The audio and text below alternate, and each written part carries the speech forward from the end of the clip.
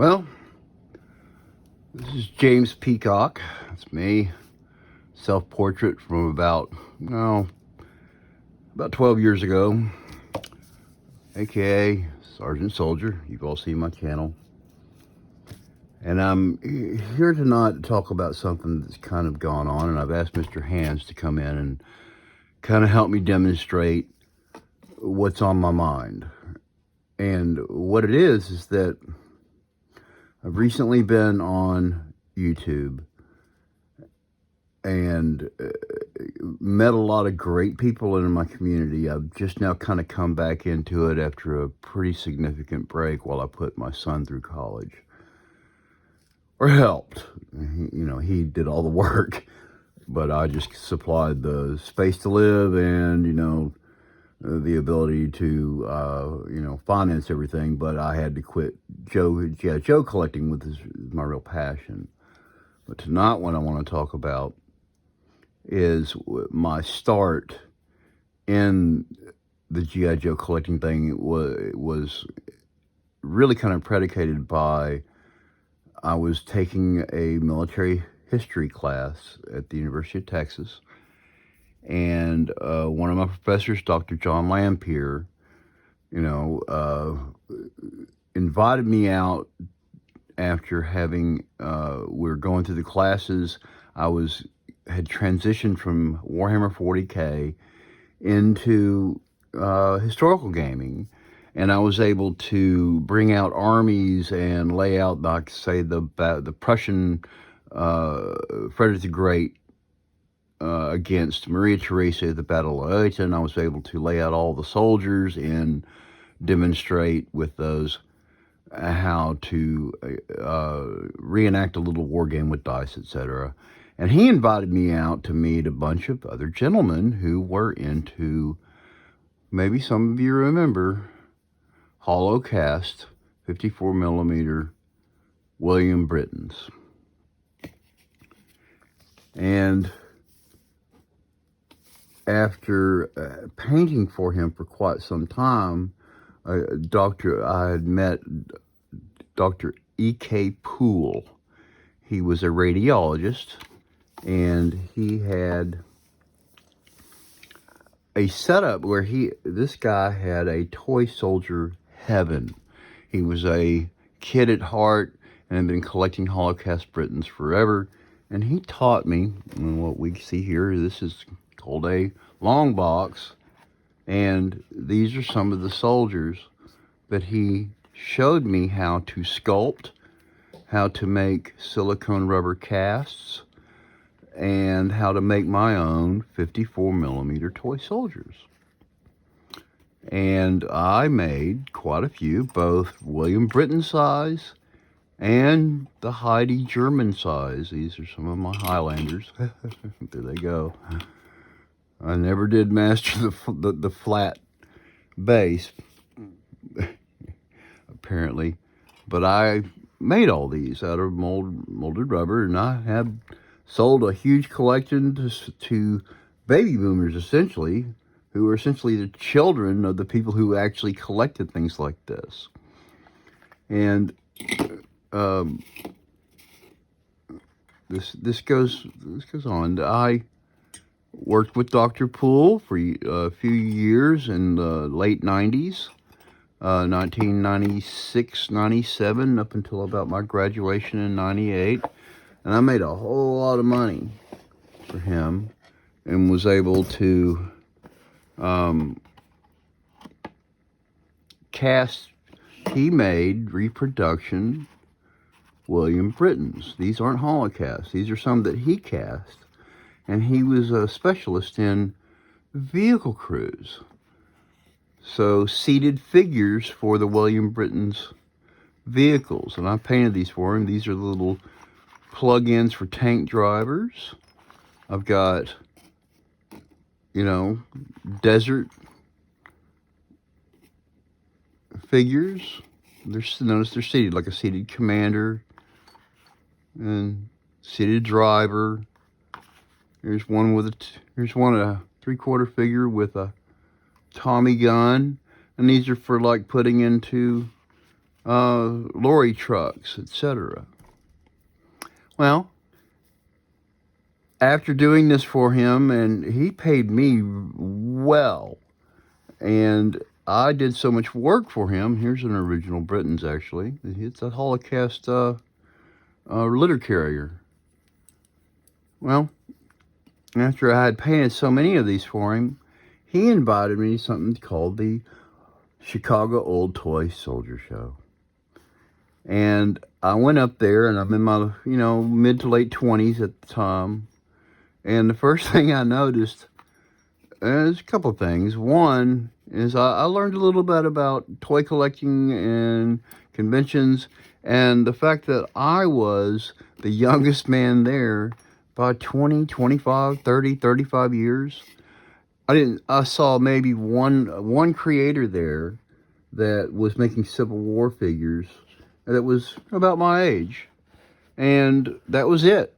The rest of them were older gentlemen, and anyone younger that we would see there would be someone's grandchild. We're talking about kids, 9 to 12, 15, and you'd only see 3 or 4 of them. And, Britons were great. I mean, they had, look at this, that's a functioning, spring-loaded, you put a matchstick in the end here, and it fires, but here I just pulled this out, and tragically, time has deteriorated the wheel to the point where it's fallen apart. I just found this. I had this for years, but the lead has rotted out. What I'm getting at is time goes on. And I noticed way back in my 20s that, boy, this is a shrinking demographic. And there's a pyramid at a point where I don't think Dr. Poole that was hiring me all these years was really, I don't think he's alive anymore. Well, another thing I've kind of gotten into lately is I bought my father. We were from Jacksonville, Texas, where Nichols Kusan cap guns used to be manufactured and sent all over the world. Who do you know in the Joe community? I mean, they're rare. Or maybe your fathers collect old cap pistols that, they don't function anymore. And there's not just a huge Dallas, cap gun and William Britton's collections being held conventions for. Well,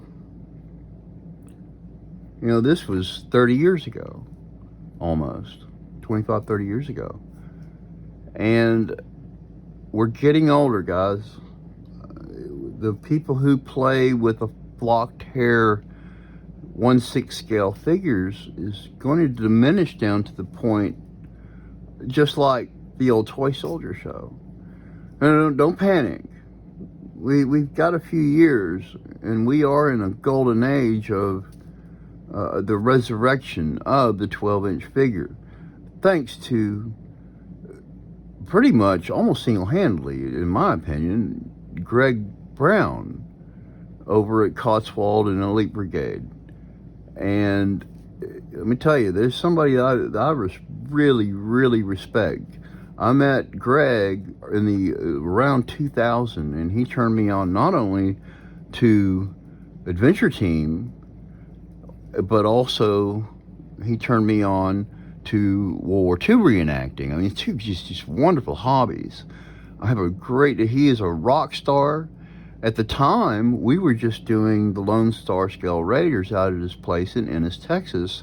And at the time, there was this huge renaissance for 1/6 scale with 21st century toys.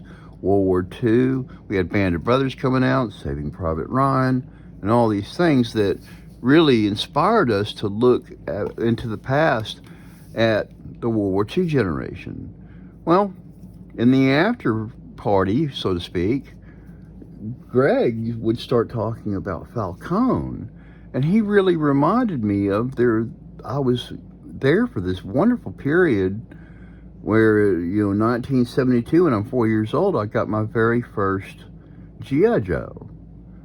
Flocked hair, didn't have Kung Fu grip yet, and I went everything from deep sea diver sets to 5-star Jeeps with a firing recoilless rifle.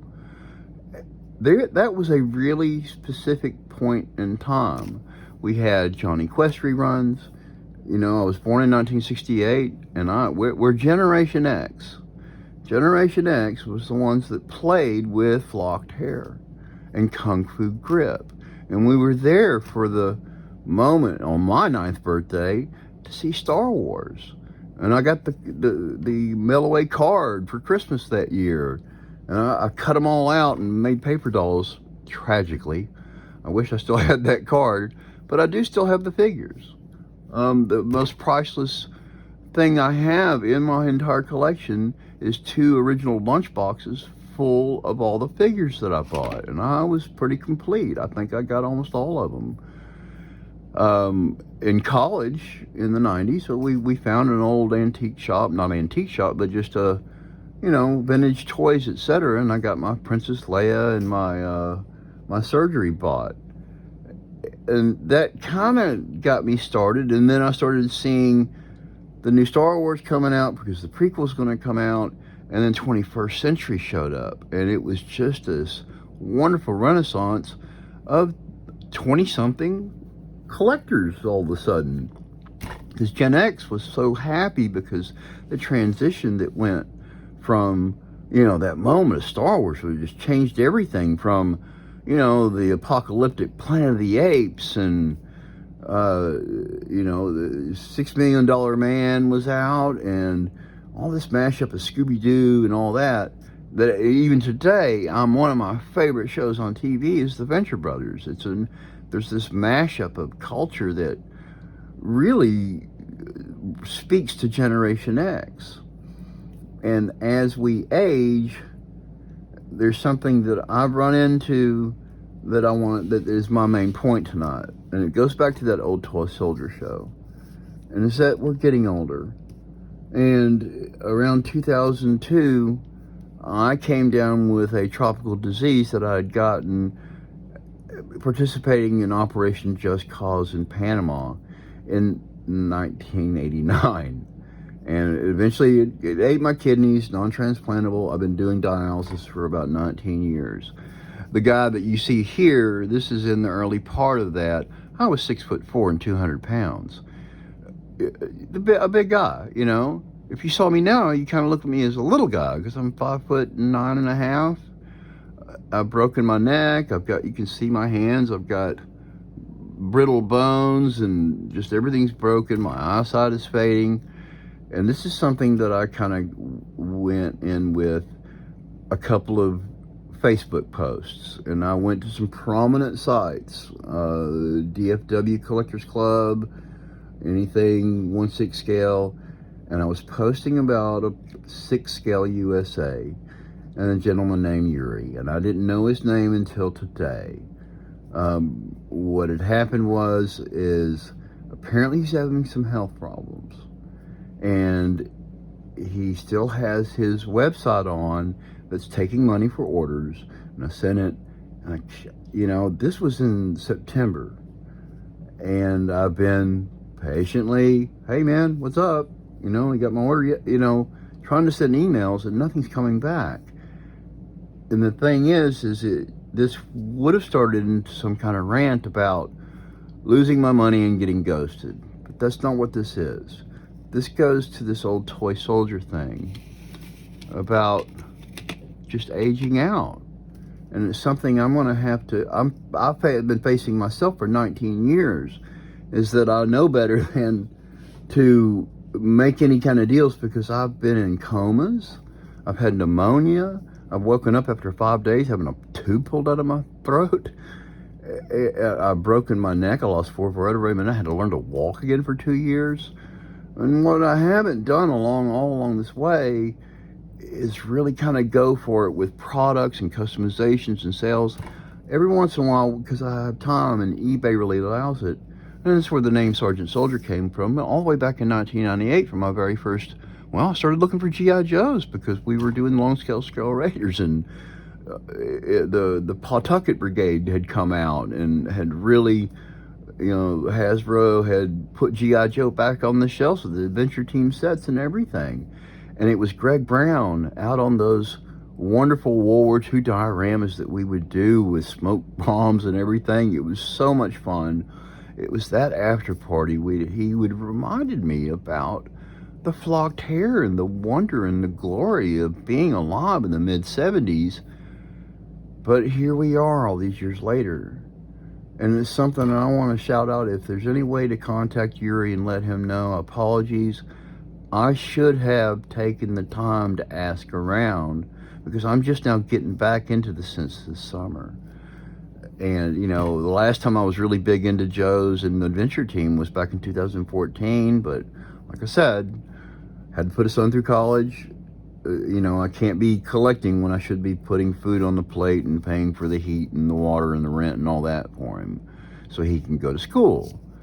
He luckily had a scholarship from, I'm a disabled veteran now, and he gets free tuition in Texas. So, all that. But I couldn't be bringing out, pulled talkers and, brand new product all the time showing up on the shelves. He would notice and maybe think that, hey, let's pay for school.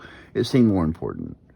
But at the end of it, here I'm getting back into it. And what happened was this summer, I've been giving my young nephews G.I. Joes for Christmas for the past, 10 or 12 years. Well, they got older. They hit that 10 or 12 age group where maybe it's more about girls or just, they don't want their friends seeing them collecting toys. And, this happened to, the cap guns. It happened to all kinds of things. But I shouldn't have been so rash as to get on and besmirch a person's, a reputation when they're having health problems, because I've got my own and I should have known better. So my apologies to everybody. And Greg Brown came to his defense because let me tell you, 6Scale USA, you get on the website right now, you look at his stuff he's done before, it's beautiful. And I've got a sewing machine sitting right behind me, and I've done my own 6Scale clothing, and I would do it, but, the hands aren't as dexterous as they used to be. I could slice myself open with X-Acto blades on Christmas morning trying to cut tape. My eyesight, I'm horribly farsighted, so sitting down with a sewing machine for hours just isn't really going to work for me. So, when I got back into this, I started building a couple of Johnny Quest teams. And getting Benton Quest and all that, making a Ray Spannin shirt is a bit of a booger. It's really kind of a unique item, but there we are trying to mash up the Scooby-Doo. And look at my spinner shorts on YouTube, and you'll see, I got G.I. Joe as Shaggy, and he's got Scooby from the Barbie sets. And I love that mashup of all that. And it's just part of being Gen X. But here I am, 54 years old, with all that in mind. And, when I went out again the last time, it was, even in 2014, it was a bit of a difficulty to get a Ray Spannin shirt made. And so I went back out, and I've got a couple of places that, man, it seems to be health problems, bad back, parent died, whatever it is, ill health, that I should have known better to look at this community that we have that's aging and not expect us to get into our 50s. And people, guys, especially men, the herd's going to start to thin with heart attacks. I'm realizing that even my father, who's still walking this earth at 77, he's getting old, guys. And I imagine a lot of people my age, their fathers aren't around anymore. And that should tell you something about that old toy soldier show, that here we are screaming up on an ever sharpening point of a pyramid of us left over that are going to be from the generation that played with flocked hair. And that's something I should have kept in mind. That I have health problems. I should have taken that into consideration with Yuri when I put his site on alert, I guess, on Facebook, and I shouldn't have done it. And I'm pulling those. I'm going to delete those because that's not right. What I'm getting at is that not so much I don't want this to be the doom and gloom. what I want it to be is we need to celebrate with a great bang from GenX the blocked hair kung fu grip world, because there's not a lot of kids out there that are going to be left over in 20 years that ever played with them. And this goes for you guys over in England and Australia with Palatoy. You understand, you guys got to go all the way into the 80s with your full-size figures until they shrank them down to, what I was actually too old to really experience, which is the 3 3/4 G.I. Joe world with Duke and, Hawk and General Hawk and all that. And look at my spinner shorts. I have been turned on by my friend over at Analog Toys, Tony, over in Australia. He has really just shown me that was all a real thing, and I've been taking the 3 3/4 uh, of the original Action Man and turning them into 1/6 scale. But with kit bashing, which Greg Brown has made super easy to do from Cotswold, because he is just the king of bringing us the whole zeitgeist of the flocked hair in the 1/6 scale world. So, for just paramount to all of you out there who are trying to be in your 30s and 20s again when we're producing the 1/6 scale clothing or lawns or boots or custom work, is that, hey, we're getting older, we're going to have bad backs, and like me, I'm going to lose my teeth and get older and start shrinking and all that because of almost 20 years of dialysis. And just I want us to all be good Joes and support each other and be patient, and also maybe start being realistic about what your capabilities are when you're leaving your websites up to still take money. And Yuri, keep the money. I don't need the product. You've got enough problems, all obviously, and I hope that's all true. And I wish someone would figure out a way to really reach out to him and let him know that we're thinking about him and that I'm sorry for jumping the gun. I should have trusted in the generosity of the YouTube and Facebook groups and movements of the flocked hair and GenX community, because we're getting older and had more understanding. So that's just a couple of points I wanted to make that, here we go. Don't despair. We've got some years ahead of us, and we can make this into a true golden age or silver age or whatever we want to call it of 1/6 scale, collecting. And GenX and the flocked hair community, we get to straddle this wonderful world of flocked hair and Star Wars figures, which led to G.I. Joe figures for our little brothers. And I'm so glad to be back in this. I'm taking a bunch of whale-sized bites into my collection and expanding it at this time, and I'm having a ball. And meeting the Axis of Awesome recently, because I got with Jeff. And by the way, Jeff, 12 years ago, I was rocking the Prussian, man. You took it to a whole new level, man, and I am impressed with that mustache. It's got a life of its own, and I love seeing it when you show up on TV with those curls, man. It is, I'm impressed. Anyway, that's not so much my rant, but it is a point I wanted to make. Let's enjoy the next decade and a half or two and really put GenX on the map with the flocked hair. I'm going for it, and I'm going to mix everything from the YouTube UFO TV show to Scooby-Doo to G.I. Joe to, and then my love of the Venture Brothers is going to be showcased pretty quick, because I managed to get all the Migos from Biff Bang Pow, and I can't wait to show those off. I got some loose, but most of them are on a card up hanging on the wall. Anyway, that's it from Sergeant Soldier.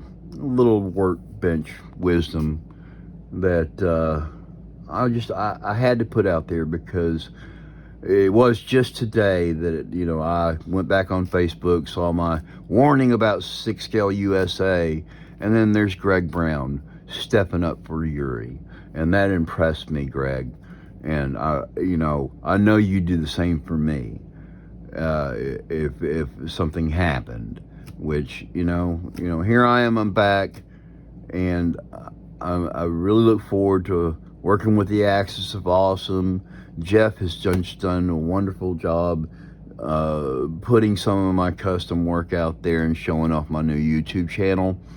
In the last 28 days, I'm up to 37 subscribers, which I had 0 at the beginning of December. So I am so happy with that, and I'm having so much fun with all my new friends in the Spinner Shorts community. And here we come up on a new year, 2023, and I intend to make it the greatest ever as far as my collection goes. I'm going to be at the Dallas show this year, and me and my new friend here in Nacogdoches, Texas, Jim Edgar. Hey, Jim. Has been 3D printed, and look back at some of my earlier video about the stuff he showcased with the M60 mount and the little pew pew we made with the laser pointers. It's just going to be so much fun. So we're going to put on I'm going to put on my bucket list this year is to make a diorama, the 30x30 diorama contest, and we're going to do Johnny Quest, Treasure of the Temple with Perkins as the villain, and the longboats and all that, and the cave spider and the 2 alligators or crocodiles or whatever they are in the cave when they're trying to get away at the end, and start to showcase my world of the GI clones, where pretty much every mashup is the heroes are always going to be a GI Joe from the vintage line with all kinds of flocking variations, and I can't wait to do that this year. It's good, like I said, it's a big to-do on the old bucket list.